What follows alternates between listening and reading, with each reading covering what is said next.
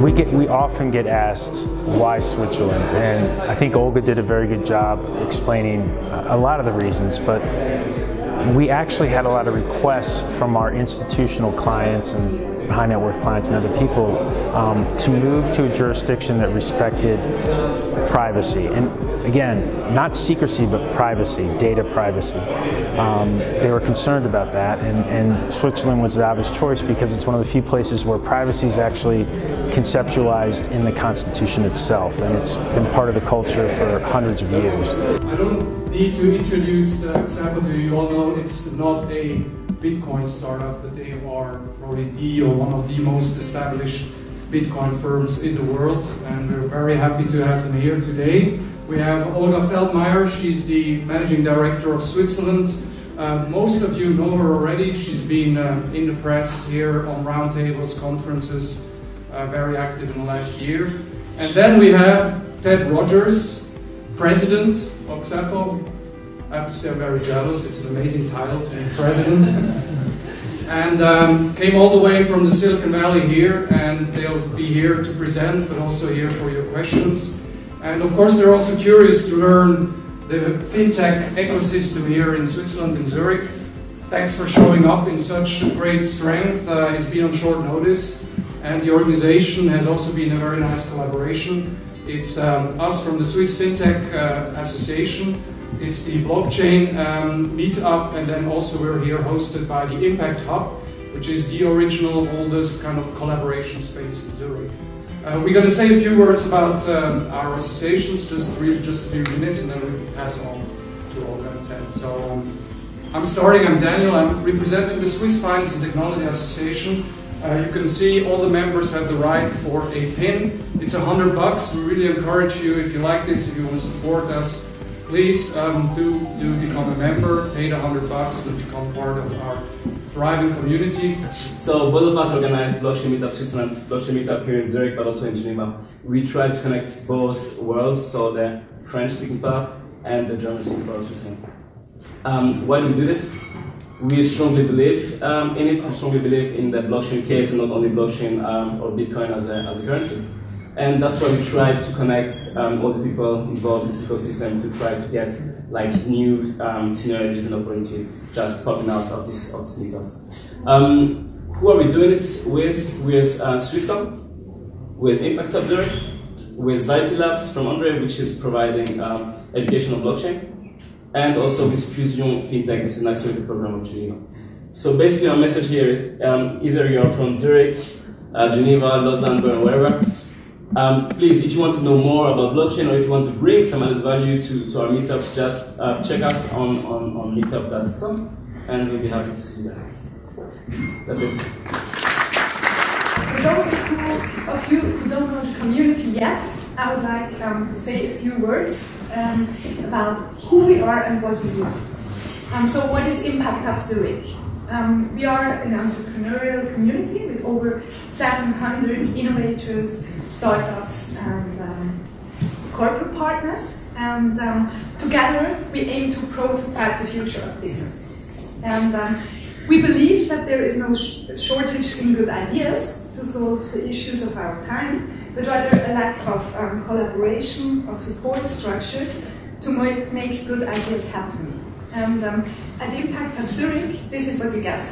You get resources, you get community, and the space. Bitcoin and blockchain started a conversation about democratization of finance, giving banking to people that were not, that was not accessible to them, right? Democratization of finance. If you think about what does it mean for the country that is specializing on offshore banking, offshore wealth management? Does democratization of finance maybe also mean democratization of savings? What is the difference between savings and wealth management? It's just a question of size, right? And what about people?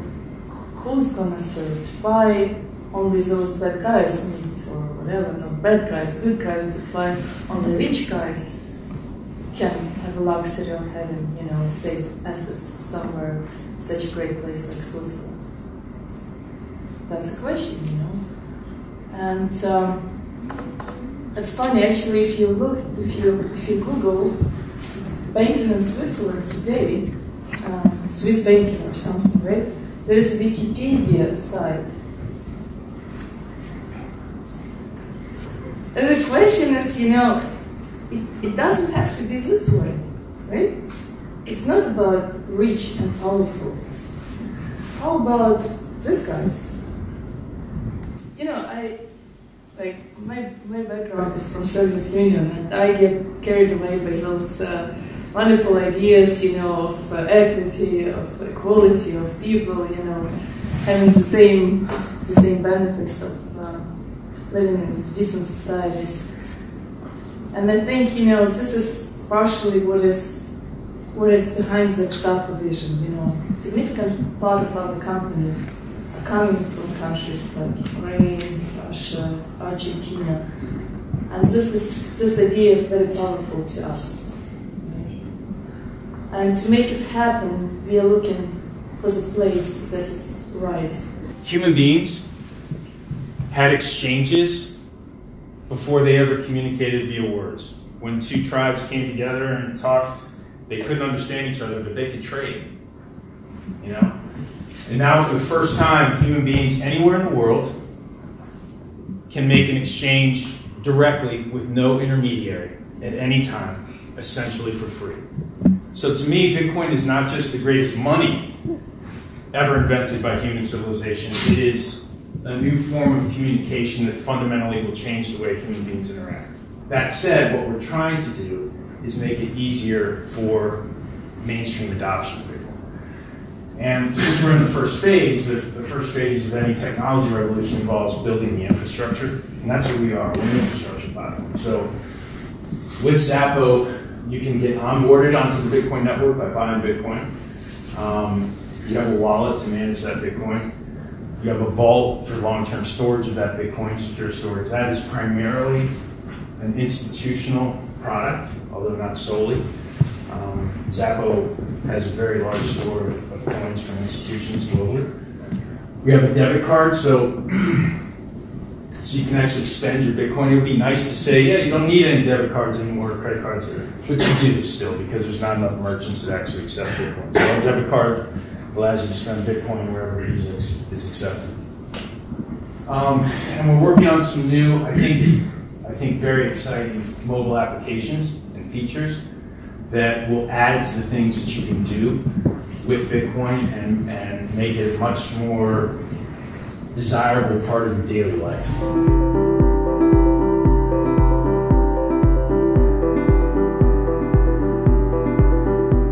I think there was a time, maybe a year and a half ago, where Bitcoin was still too fragile, and if there had been some sort of concerted effort to outlaw Bitcoin, it could have killed it. It's too late. The genie's out of the bottle, it's not going back in. You know, people, when I was in charge of getting institutional Bitcoins into our vault, I said, well, I'm going to take a very academic approach to this. I'm going to build a pipeline, a list of people who own Bitcoin. There's, at that time, there was 13 million Bitcoin outstanding. I'm going to find out who owns them. And I got stopped at about 2 million and couldn't figure out anybody else. So what that tells you is, at that time, there was 11 million Bitcoins where nobody knows who the hell owns them. And what would happen is, now there's 15 million Bitcoins. If the regulators attempted to outlaw Bitcoin, you would have 15 million Bitcoins and nobody knows who owns them. It would have the opposite effect of what was intended. It would drive everyone who wants to use Bitcoin and has all these different use cases for it into the darkness.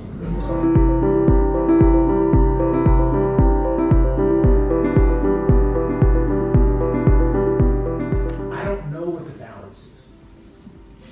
I just think that ultimately financial transactions are conversations, and the language being used is money.